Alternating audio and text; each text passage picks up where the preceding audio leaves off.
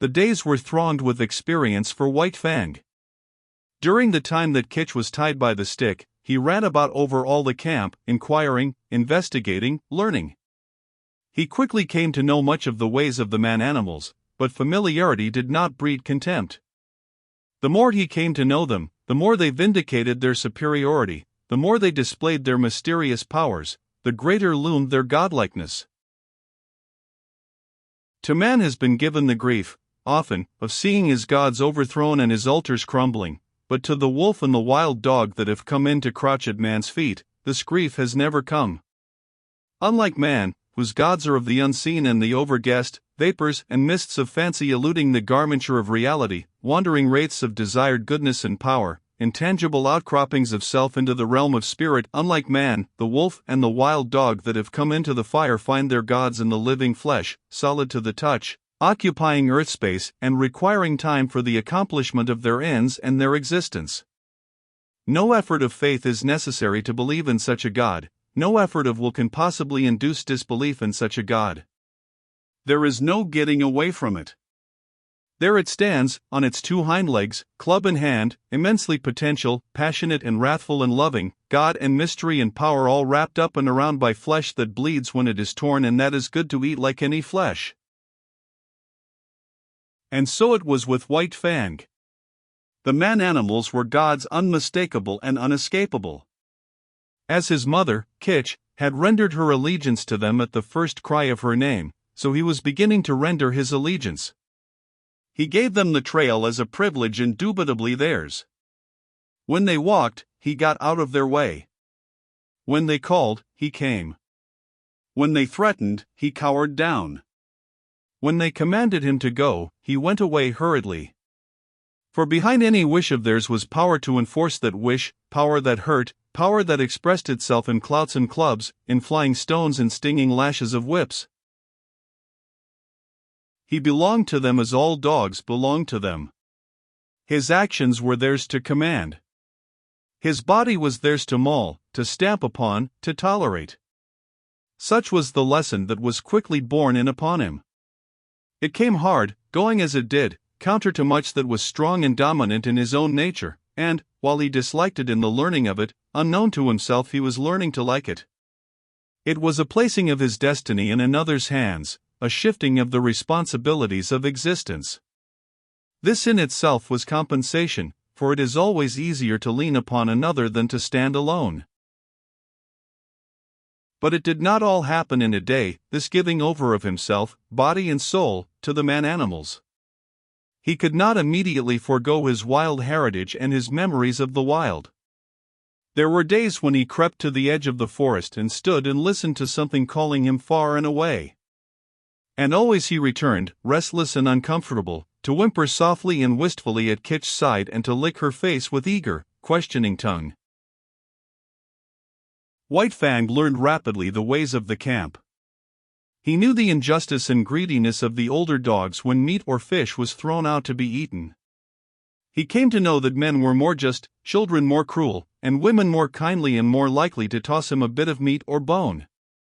And after 2 or 3 painful adventures with the mothers of part-grown puppies, he came into the knowledge that it was always good policy to let such mothers alone, to keep away from them as far as possible, and to avoid them when he saw them coming. But the bane of his life was Lip Lip. Larger, older, and stronger, Lip Lip had selected White Fang for his special object of persecution. White Fang fought willingly enough, but he was outclassed. His enemy was too big. Lip Lip became a nightmare to him. Whenever he ventured away from his mother, the bully was sure to appear, trailing at his heels, snarling at him, picking upon him, and watchful of an opportunity, when no man-animal was near, to spring upon him and force a fight. As Lip Lip invariably won, he enjoyed it hugely. It became his chief delight in life, as it became White Fang's chief torment. But the effect upon White Fang was not to cow him. Though he suffered most of the damage and was always defeated, his spirit remained unsubdued. Yet a bad effect was produced. He became malignant and morose. His temper had been savage by birth, but it became more savage under this unending persecution. The genial, playful, puppyish side of him found little expression. He never played and gambled about with the other puppies of the camp. Lip Lip would not permit it.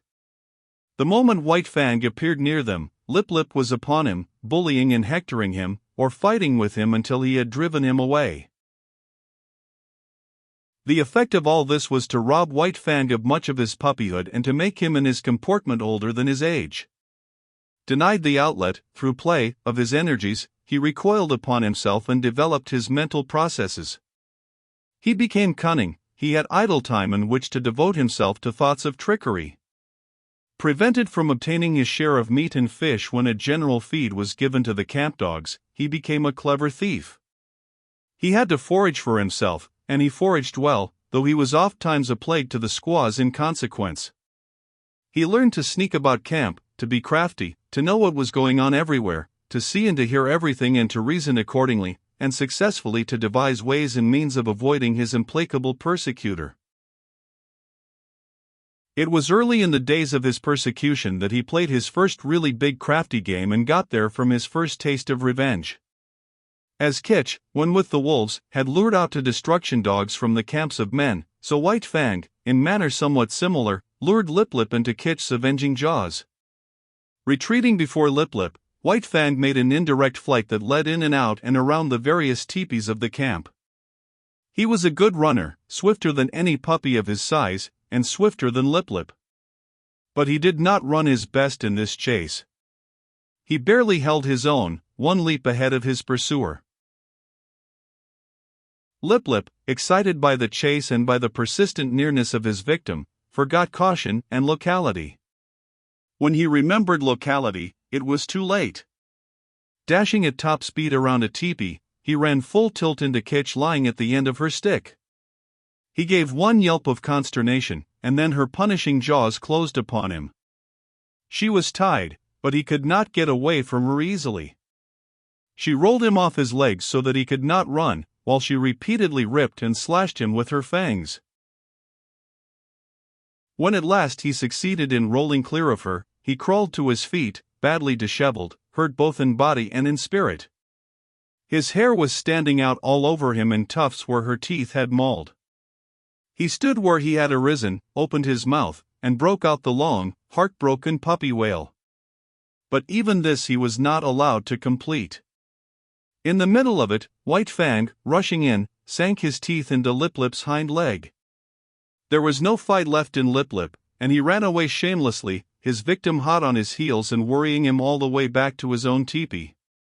Here the squaws came to his aid, and White Fang, transformed into a raging demon, was finally driven off only by a fusillade of stones. Came the day when Grey Beaver, deciding that the liability of her running away was past, released Kitch. White Fang was delighted with his mother's freedom. He accompanied her joyfully about the camp, and, so long as he remained close by her side, Lip Lip kept a respectful distance. White Fang even bristled up to him and walked stiff-legged, but Lip Lip ignored the challenge. He was no fool himself, and whatever vengeance he desired to wreak, he could wait until he caught White Fang alone. Later on that day, Kitch and White Fang strayed into the edge of the woods next to the camp. He had led his mother there, step by step, and now when she stopped, he tried to inveigle her farther.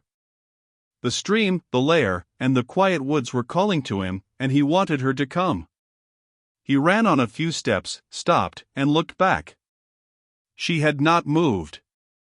He whined pleadingly, and scurried playfully in and out of the underbrush. He ran back to her, licked her face, and ran on again. And still she did not move. He stopped and regarded her, all of an intentness and eagerness, physically expressed, that slowly faded out of him as she turned her head and gazed back at the camp. There was something calling to him out there in the open. His mother heard it too. But she heard also that other and louder call, the call of the fire and of man, the call which has been given alone of all animals to the wolf to answer, to the wolf and the wild dog, who are brothers. Kitch turned and slowly trotted back toward camp. Stronger than the physical restraint of the stick was the clutch of the camp upon her. Unseen and occultly, the gods still gripped with their power and would not let her go. White Fang sat down in the shadow of a birch and whimpered softly. There was a strong smell of pine, and subtle wood fragrances filled the air, reminding him of his old life of freedom before the days of his bondage. But he was still only a part-grown puppy, and stronger than the call either of man or of the wild was the call of his mother. All the hours of his short life he had depended upon her. The time was yet to come for independence. So he arose and trotted forlornly back to camp, pausing once and twice to sit down and whimper and to listen to the call that still sounded in the depths of the forest. In the wild the time of a mother with her young is short, but under the dominion of man it is sometimes even shorter. Thus it was with White Fang. Gray Beaver was in the dead of Three Eagles. Three Eagles was going away on a trip up the Mackenzie to the Great Slave Lake. A strip of scarlet cloth, a bearskin, 20 cartridges, and kitch went to pay the debt. White Fang saw his mother taken aboard Three Eagles' canoe, and tried to follow her. A blow from Three Eagles knocked him backward to the land. The canoe shoved off. He sprang into the water and swam after it, deaf to the sharp cries of Gray Beaver to return. Even a man-animal, a god, White Fang ignored, such was the terror he was in of losing his mother. But gods are accustomed to being obeyed, and Gray Beaver wrathfully launched a canoe in pursuit. When he overtook White Fang, he reached down and by the nape of the neck lifted him clear of the water. He did not deposit him at once in the bottom of the canoe. Holding him suspended with one hand, with the other hand he proceeded to give him a beating. And it was a beating. His hand was heavy. Every blow was shrewd to hurt, and he delivered a multitude of blows. Impelled by the blows that rained upon him, now from this side, now from that, White Fang swung back and forth like an erratic and jerky pendulum. Varying were the emotions that surged through him. At first, he had known surprise. Then came a momentary fear, when he yelped several times to the impact of the hand. But this was quickly followed by anger. His free nature asserted itself, and he showed his teeth and snarled fearlessly in the face of the wrathful god. This but served to make the god more wrathful. The blows came faster, heavier, more shrewd to hurt. Gray Beaver continued to beat, White Fang continued to snarl. But this could not last forever. One or the other must give over, and that one was White Fang. Fear surged through him again. For the first time he was being really manhandled. The occasional blows of sticks and stones he had previously experienced were as caresses compared with this. He broke down and began to cry and yelp. For a time each blow brought a yelp from him, but fear passed into terror, until finally his yelps were voiced in unbroken succession, unconnected with the rhythm of the punishment. At last Gray Beaver withheld his hand. White Fang, hanging limply, continued to cry.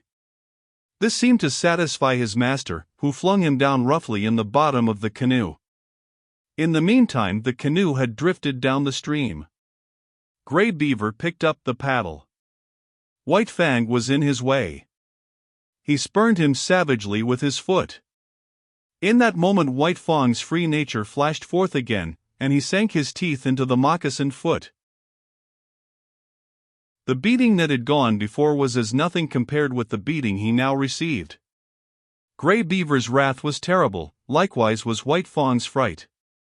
Not only the hand, but the hard wooden paddle was used upon him, and he was bruised and sore in all his small body when he was again flung down in the canoe. Again, and this time with purpose, did Gray Beaver kick him. White Fang did not repeat his attack on the foot. He had learned another lesson of his bondage. Never, no matter what the circumstance, must he dare to bite the god who was lord and master over him. The body of the lord and master was sacred, not to be defiled by the teeth of such as he. That was evidently the crime of crimes, the one offense there was no condoning nor overlooking. When the canoe touched the shore, White Fang lay whimpering and motionless, waiting the will of Gray Beaver. It was Gray Beaver's will that he should go ashore, for ashore he was flung, striking heavily on his side and hurting his bruises afresh. He crawled tremblingly to his feet and stood whimpering. Lip Lip, who had watched the whole proceeding from the bank, now rushed upon him, knocking him over and sinking his teeth into him. White Fang was too helpless to defend himself, and it would have gone hard with him had not Grey Beaver's foot shot out, lifting Lip Lip into the air with its violence so that he smashed down to earth a dozen feet away. This was the man-animal's justice, and even then, in his own pitiable plight, White Fang experienced a little grateful thrill. At Grey Beaver's heels he limped obediently through the village to the teepee. And so it came that White Fang learned that the right to punish was something the gods reserved for themselves and denied to the lesser creatures under them. That night, when all was still, White Fang remembered his mother and sorrowed for her. He sorrowed too loudly and woke up Grey Beaver, who beat him. After that he mourned gently when the gods were around. But sometimes, straying off to the edge of the woods by himself, he gave vent to his grief, and cried it out with loud whimperings and wailings. It was during this period that he might have hearkened to the memories of the lair and the stream and run back to the wild. But the memory of his mother held him. As the hunting man-animals went out and came back, so she would come back to the village sometime. So he remained in his bondage waiting for her. But it was not altogether an unhappy bondage. There was much to interest him. Something was always happening. There was no end to the strange things these gods did, and he was always curious to see. Besides, he was learning how to get along with Grey Beaver. Obedience, rigid, undeviating obedience, was what was exacted of him, and in return he escaped beatings and his existence was tolerated. Nay, Grey Beaver himself sometimes tossed him a piece of meat, and defended him against the other dogs in the eating of it. And such a piece of meat was of value. It was worth more, in some strange way, than a dozen pieces of meat from the hand of a squaw. Grey Beaver never petted nor caressed. Perhaps it was the weight of his hand, perhaps his justice, perhaps the sheer power of him, and perhaps it was all these things that influenced White Fang, for a certain tie of attachment was forming between him and his surly lord. Insidiously, and by remote ways, as well as by the power of stick and stone and clout of hand, were the shackles of White Fang's bondage being riveted upon him. The qualities in his kind that in the beginning made it possible for them to come into the fires of men, were qualities capable of development. They were developing in him, and the camp life, replete with misery as it was secretly endearing itself to him all the time. But White Fang was unaware of it. He knew only grief for the loss of Kitch, hope for her return, and a hungry yearning for the free life that had been his.